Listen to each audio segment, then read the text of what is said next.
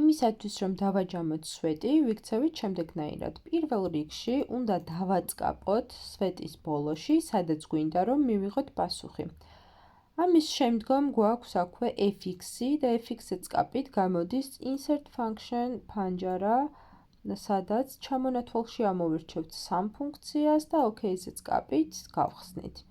ამის შემდგომ ჩვენ შეგვიძლია მოვნიშნოთ ის სვეტი, რომლის შეკრებაც გვინდა და OK-ზე წყაპით მივიღებთ პასუხს. ანუ ამ მონიშნული სვეტის ჯამი გახლავთ სულ 308.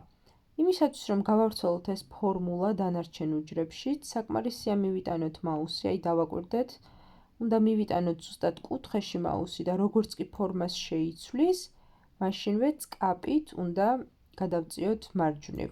ამ შემთხვევაში მოხდება ფორმულის გავრცელება და დავინახავთ, რომ 796 არის მომდევნო სვეტის ჯამი, 220 მომდევნოსი და ასე შემდეგ. მადლობა.